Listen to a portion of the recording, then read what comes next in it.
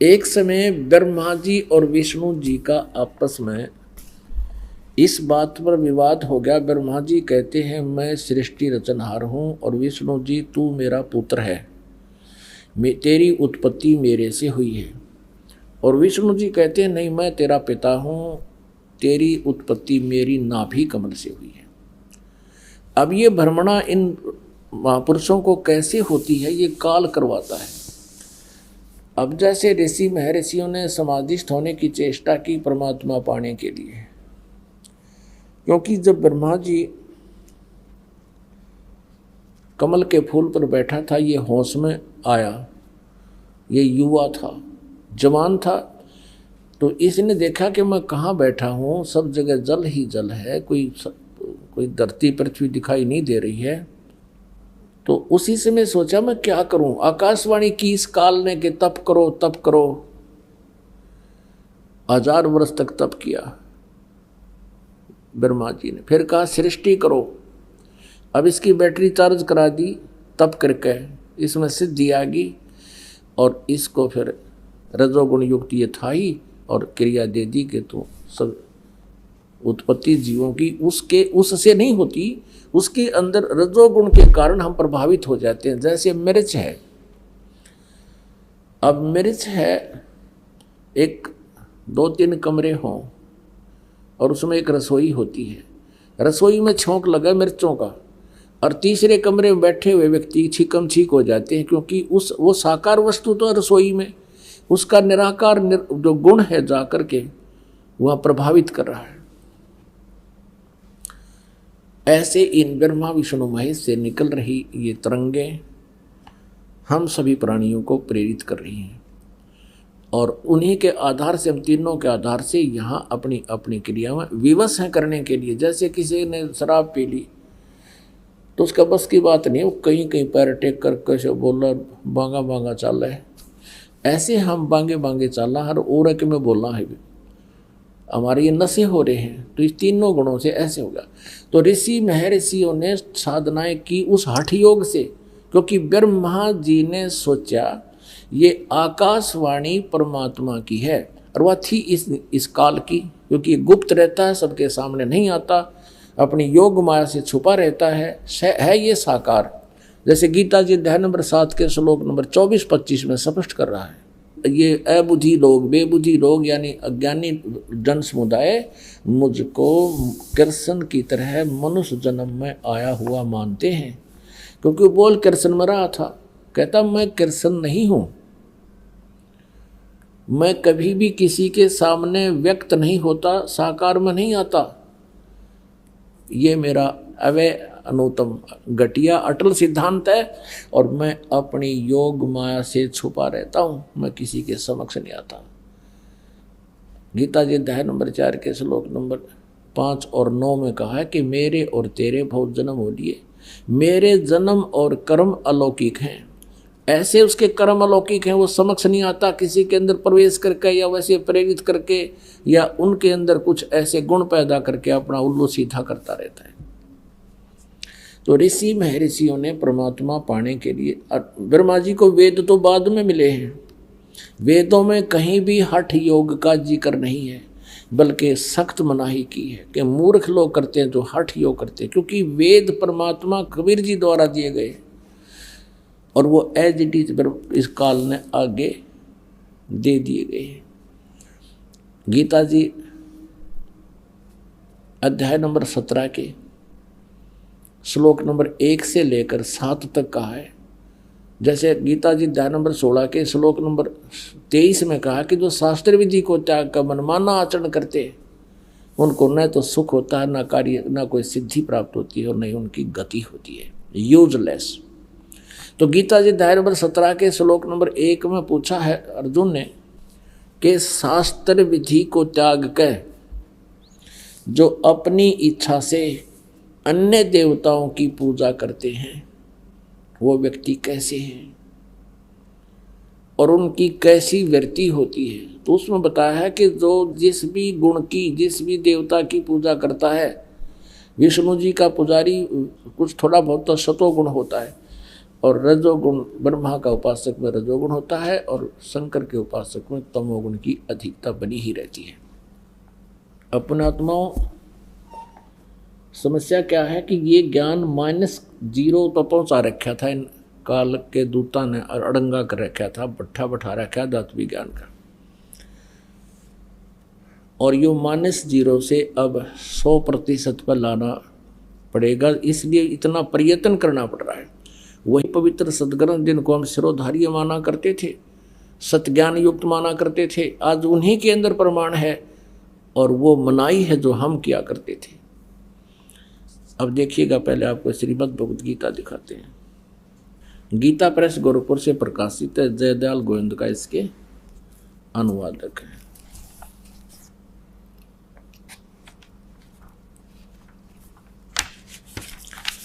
अब देखिएगा, गीता जी अध्याय नंबर 16 और श्लोक नंबर 23 में कहा है कि जो पुरुष शास्त्र विधि को त्याग कर अपनी इच्छा से मनमाना आचरण करता है, अपनी मनमाने जाप करता है, मनमानी पूजाएं करता है, जो गीता और वेदों में वर्णित नहीं उसके विरुद्ध करता है, तो वह न सिद्धि को प्राप्त होता है, न परम गति को, और न सुख को ही। अब 16वें अध्याय के 24वें श्लोक, ये अंतिम श्लोक है 16वें अध्याय का। इससे तेरे लिए इस कर्तव्य और अकर्तव्य की व्यवस्था में शास्त्र ही प्रमाण है। ऐसे जानकर तू शास्त्र विधि से नियत कर्म ही करने योग्य है। तुरंत ही अर्जुन ने पूछा। अब 17वें अध्याय में, अथ सप्तदशो अध्याय 17वां अध्याय प्रथम मंत्र में, हे कृष्ण, जो मनुष्य शास्त्र विधि को त्याग कर श्रद्धा से युक्त हुए देव आदि पूजन करते हैं, उनकी स्थिति फिर कौन सी है? सात्विक है अथवा राजसिक है या तामसिक?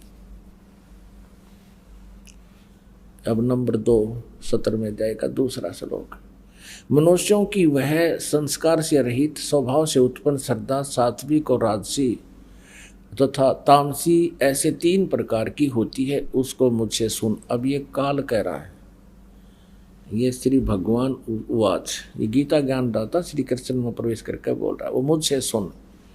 तीसरे में कहा है कि हे भारत, सभी मनुष्यों की श्रद्धा उनके अंतःकरण के अनुरूप होती है और यह पुरुष समुदाय, इसलिए जो पुरुष जैसी श्रद्धा वाला होता है वह स्वयं भी वैसा ही है, यानी जिस इष्ट की पूजा करता है वो वैसा ही है।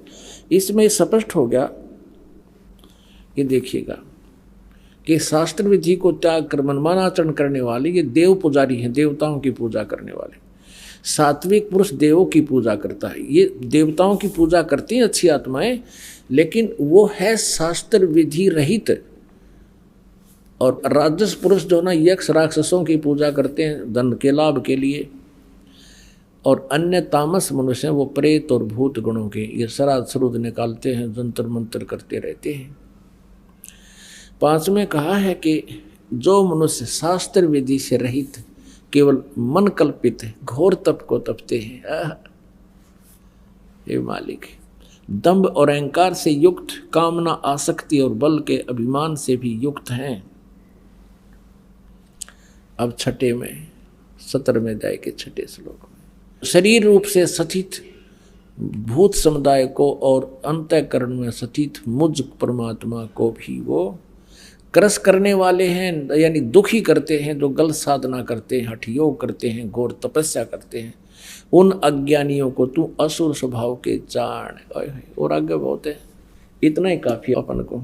अब श्रीमद् भागवत देवी पुराण में स्पष्ट किया तीसरे स्कंद में कि श्री ब्रह्मा जी ने 1000 वर्ष तक घोर तप किया।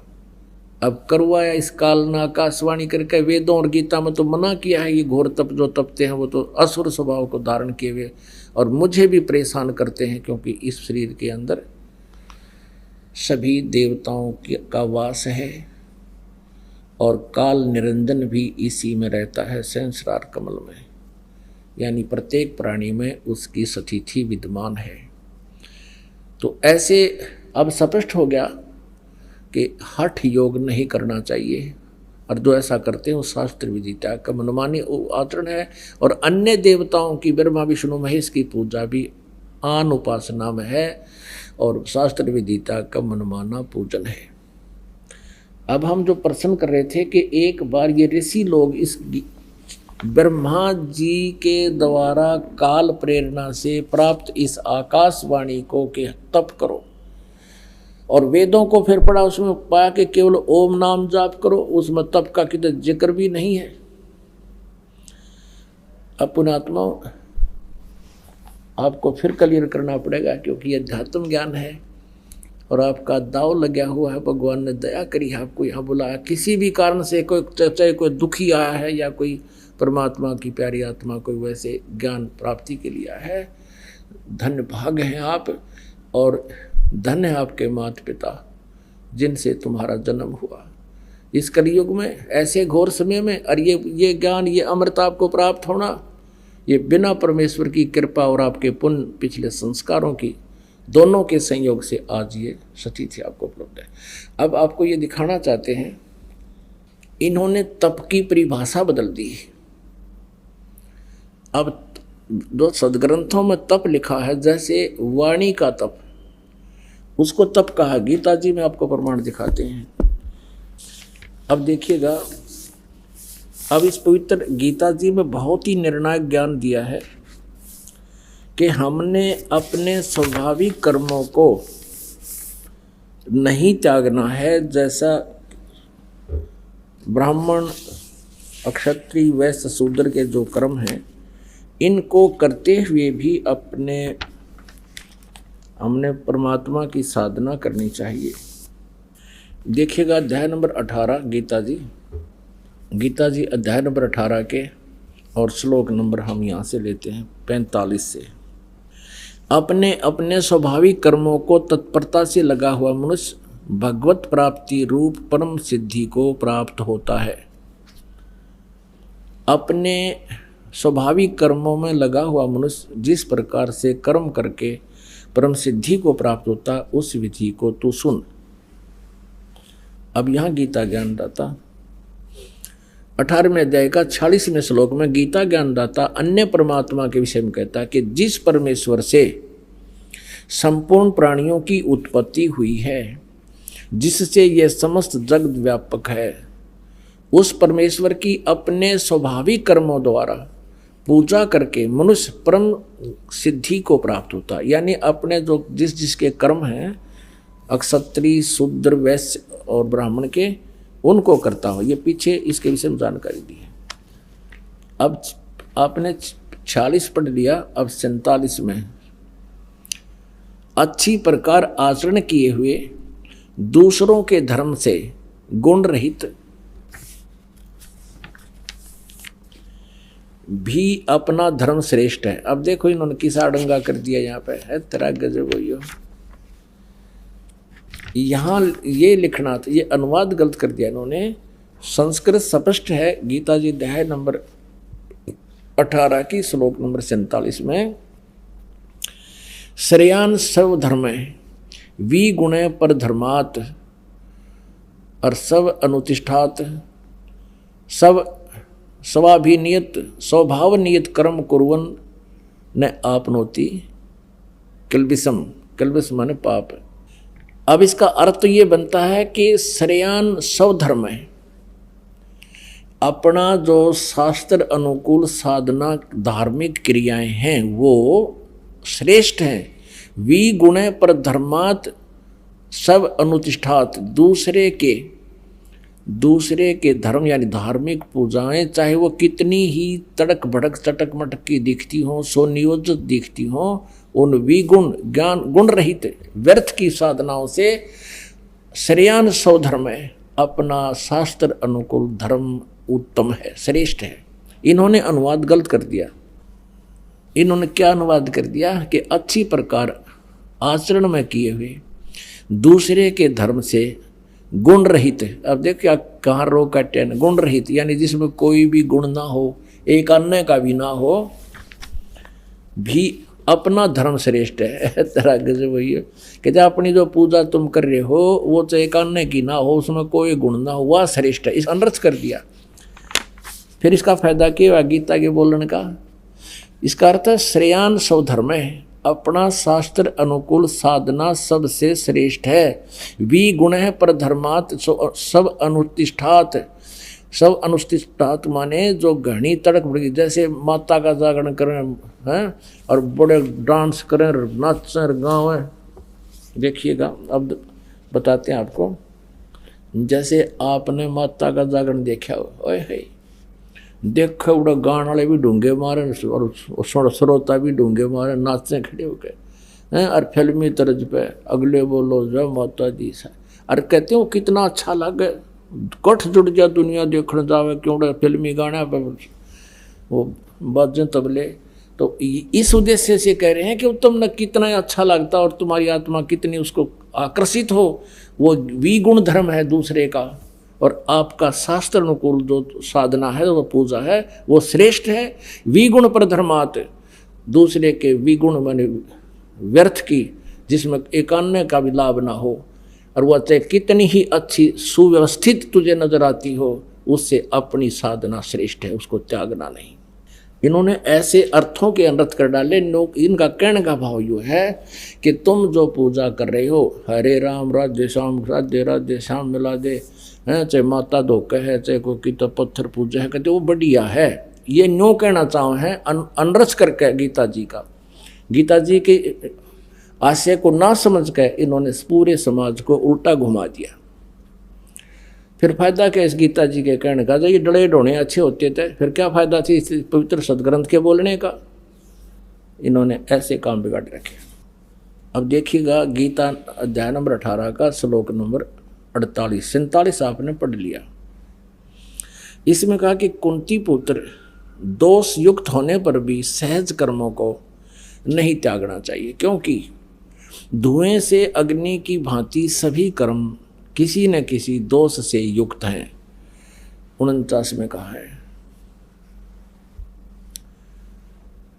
सर्वत्र आसक्त रहित, बुद्धि वाला, सप्रहा रहित, जीते हुए अंतःकरण वाला पुरुष सांख्य योग द्वारा यानी तत्व ज्ञान द्वारा उस परम निष्कर्म्य सिद्धि को प्राप्त होता। देखो निष्कर्म्य कि जहाँ जाने के बाद फिर कोई कर्म नहीं करना पड़ता, वो निष्कर्म्य सिद्धि प्राप्त होती है। 50 में कहा है कि जो ज्ञान योग की परास निष्ठा है, उस निष्कर्म्य सिद्धि को जिस प्रकार प्राप्त होकर मनुष्य ब्रह्म को प्राप्त हो जाता है, उस प्रकार हे कुंती पुत्र संक्षेप में ही मुझसे समझ। इसी के चलते आगे क्या बताया है? अध्याय नंबर 18 के श्लोक नंबर 61 में स्पष्ट किया है। अध्याय नंबर 18 के श्लोक नंबर 61 में कहा है कि हे अर्जुन, शरीर रूप यंत्र में आरूढ़ संपूर्ण प्राणियों को अंतर्यामी परमेश्वर अपनी माया से उनके कर्म अनुसार भ्रमण कराता हुआ सब प्राणियों के हृदय में स्थित है। इससे सिद्ध है कि गीता ज्ञान दाता से कोई और परमात्मा है, जिसके विषय में गीता ज्ञान दाता कह रहा है। और उसके तुरंत बाद 18वें के 62 में कहा कि अर्जुन तू सर्वभाव से उस परमेश्वर की शरण में जा, उस परमात्मा की कृपा से ही तू परम शांति को और सनातन परम धाम को प्राप्त होगा।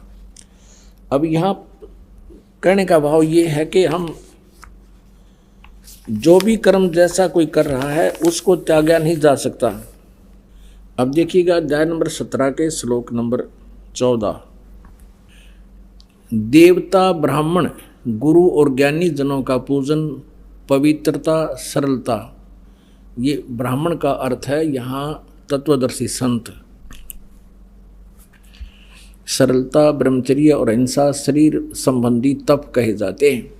अब ये तप जो है ना, ये अन्य प्रकार के तप बताए हैं कि जैसे आप परम संत की शरण में आ गए और गुरु जी की सेवा के दौरान जो आपको यहाँ कोई भी किसी प्रकार की भी जो कठिनाई महसूस होती है और अहिंसा आदि शरीर संबंधी तप कहे जाते हैं। ये तप हैं जो क्रिया साधनाएं करते समय, जैसे गुरु जी की सेवा करना है, धार्मिक अनुष्ठान कराने, ऐसे। आगे देखना 15वें में क्या कहा है।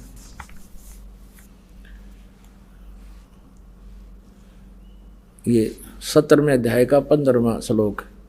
जो उद्वेग न करने वाला, प्रिय, हितकारक एवं यथार्थ भाषण है तथा वेद शास्त्रों के पठन पाठन एवं परमेश्वर के नाम जप का अभ्यास है, वही वाणी संबंधी तप कहा जाता है। यह इन्होंने अनुवाद थोड़ा सा गलत कर रखा है कि जैसे जो उद्वेग न करने वाला, प्रिय और हितकारक एवं यथार्थ भाषण है, यानी सत्य कहना, शास्त्रों के अंदर लिखे रहस्य को जनता के समक्ष स्पष्ट कहना, सत्य कहना, चाहे कोई गाल दे चाहे बूंडा बोले, वेद शास्त्रों के पठन पाठन, परमेश्वर के नाम स्वाध्याय अभ्यासन, परमेश्वर के नाम जप का अभ्यास, वही वाणी संबंधी तप कहा जाता है। जैसे परमेश्वर कबीर जी ने सच्चाई कही और उसमें बहुत विरोध किया गया, उस सत्य कहने के दौरान जो परमात्मा ने कठिनाइयों का सामना करना पड़ा, वो वाणी रूपी तप है। ये हठ योग तप नहीं, जैसे अब इस दास के साथ वही रिहर्सल हुई है जो परमात्मा के साथ 600 वर्ष पहले हुई थी। तो ये जो वाणी संबंधी ये तप है, ये हमें लाभ देगा। भगवान के नाम पर उसकी वाणी को सत्य ढंग से पेश करना, गुण रहस्यों को, वेदों और सदग्रंथों में लिखे हुए इन रहस्यों को यथार्थ रूप में भाषण करना, उसके प्रवचन करना, और उसमें जो भी बाधा और कठिनाई आती है, ये हमारा तप है, वाणी संबंधी तप है। जैसे राजा हरिश्चंद्र ने सत्य बोला और उस वाणी रूपी तप के कारण उसने कितने कष्ट उठाए, लेकिन अंत में उसका फल कितना अच्छा रहा। इस तरह के तपों का वर्णन है, इस हठ योग का नहीं है। ये देखिएगा अध्याय नंबर 17 का श्लोक नंबर 19 उसका फिर प्रमाण करता है, खंडन करता है जो ये हठ योग किया करते हैं। 17वें अध्याय के 19 में, जो तप मूढ़ता पूर्वक हठ से मन, वाणी और शरीर की पीड़ा के सहित अथवा दूसरों के अनिष्ट करने के लिए किया जाता है, वह तप तामस कहा जाता है। अब हमने ये स्पष्ट करना है कि जैसा कि गीता जी अध्याय नंबर 17 के 1 से लेकर 7 तक मंत्रों में यही स्पष्ट किया है कि जो शास्त्र विधि को त्याग कर मनमाना हठ और तप करते हैं, वो मुझे भी दुखी करते हैं और इस शरीर के अंदर विद्यमान सभी देवों को भी दुखी करते हैं, वो राक्षस स्वभाव के समझ। अब यहाँ गीता जी अध्याय नंबर 17 के श्लोक नंबर 19 में भी स्पष्ट कर दिया है कि जो शास्त्र विधि को त्याग कर हठ योग करते हैं, हठ करते हैं, वो अपना जीवन नष्ट करते हैं, वो शास्त्र अनुकूल साधना नहीं है। तो ऐसे ही जो ये ऋषि लोग साधना किया करते थे, तपस्या किया करते थे और वेदों को पढ़ा, उसमें से ओम नाम ले लिया। गीता जी अध्याय नंबर 8 के श्लोक नंबर 13 में गीता ज्ञानदाता ब्रह्म कह रहा है कि ओम इति एकाक्षरम ब्रह्म व्यवहारण माम अनुसमरण ये परियाति तदंदेहम सयाति परमाम गति। मुझ ब्रह्म का केवल एक ओम नाम है, और जो इसको अंतिम श्वास तक श्रवण करता हुआ शरीर छोड़कर जाता है तो ओम नाम से मिलने वाली परम गति उसको प्राप्त होता है। ओम नाम से ब्रह्मलोक मिलता है, ये ब्रह्म की पूजा है। ब्रह्मलोक गए हुए प्राणी भी वापस आते हैं, जन्म मृत्यु में आते हैं। गीता जी अध्याय नंबर 8 के श्लोक नंबर 16 में स्पष्ट किया है। तो ये भी ओम नाम का जाप भी पूर्ण नहीं। यजुर्वेद अध्याय नंबर 40 के श्लोक नंबर 15 में स्पष्ट किया है कि ओम कर्तु समर किलवे समर और कर्त्युम समर भस्मांतम शरीरम वायु अनिलम अथम अथिदम भस्मांतम शरीरम अमृतम। यानी जब शरीर छोड़कर जाएगा ओम नाम का जाप करते करते तो जितना ओम के सतर का जो तुम्हें अमृतो प्राप्त होना है, ब्रह्मलोक में जितने दिन तू रह सकता है वो प्राप्त हो जाएगा। ओम कर्तु समर किलवे समर और कर्तुम समर ओम नाम का जाप काम करते करते सिमरण कर, विशेष कसक के साथ सिमरण कर, अपना परम कर्तव्य मनुष्य जीवन का प्रथम कर्तव्य जानकर ओम नाम का जाप करें। फिर गीता जी ज्ञानदाता कहता है कि ये नाम तो है मेरा, और उस परमात्मा का जाप करना है। गीता जी अध्याय नंबर 17 के श्लोक नंबर 23 में ओम तत्सत इति निर्देश है ब्रह्मण त्रिविध समर्थ है। उस परमात्मा के, उस परम अक्षर ब्रह्म के जहाँ जाने के बाद फिर लौट कर कभी संसार में नहीं आते, जिसे परम शांति और सनातन परम धाम प्राप्त होता है, उसके पाने का ओम तत्सत जो 3 मंत्र का जाप है, 3 प्रकार से त्रिविध है, नथिंग एल्स।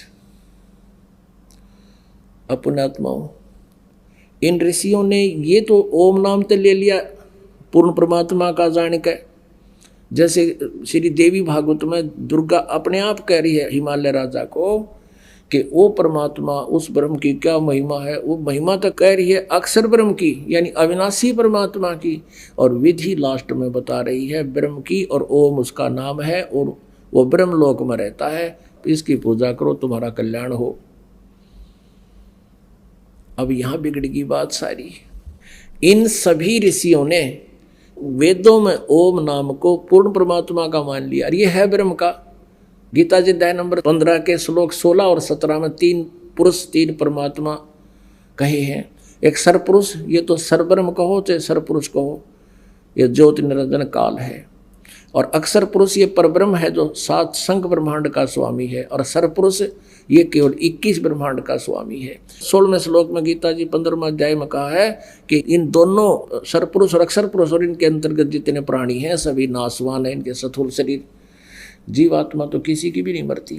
फिर तुरंत बाद कहा 17वें श्लोक में 15वें अध्याय के श्रीमद् भगवद गीता में कि उत्तम पुरुष है तो अन्य है। वो परमात्मा तो कोई श्रेष्ठ भगवान तक कोई और है जिसको परमात्मा कहा जा सकता है, जो वास्तव भगवान कहलाता है, और वही तीनों लोकों में प्रवेश करके सबका धारण पोषण करते हैं।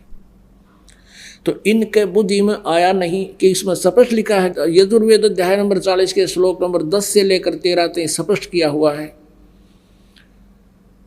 कि कोई तो परमात्मा को संभवात्मा ने जन्म लेने वाला, कोई असंभवात जो उत्पन्न नहीं होता वो कभी भी निराकार बताते हैं।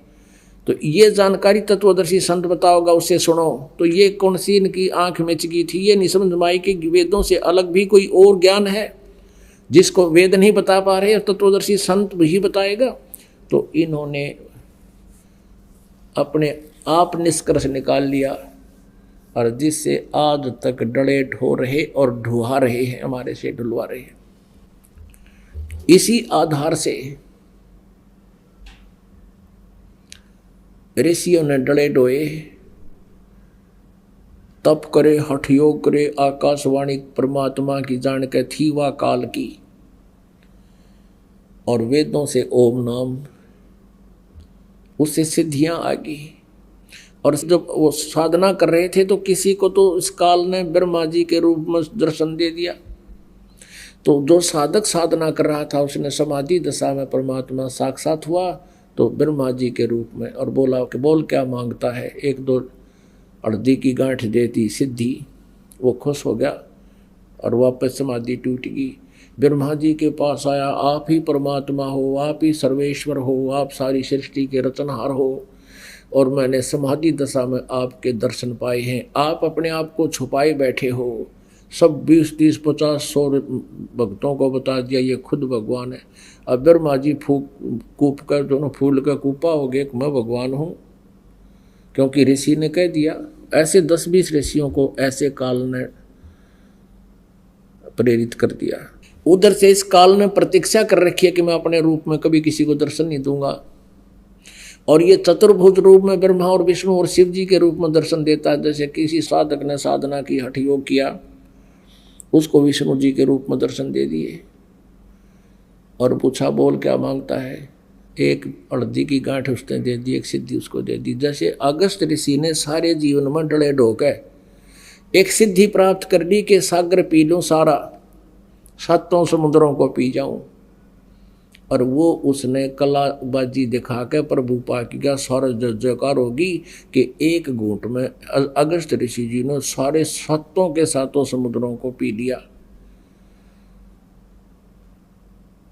हो गया आंडी पाक गया, फिर क्या हो गया पी लिया तय, हो गया अमृत पानी के पीण तय, थोड़ा पी लेते सारा पी ले, बात यहाँ बिगड़ी रही। तो ऐसे ही फिर इसने विष्णु रूप में दर्शन दिया इस काल ने, क्योंकि इसने प्रतिज्ञा कर रखी है मैं अपने वास्तविक रूप में कभी किसी के समक्ष नहीं आऊंगा। अपने गीता जी अध्याय नंबर 7 के श्लोक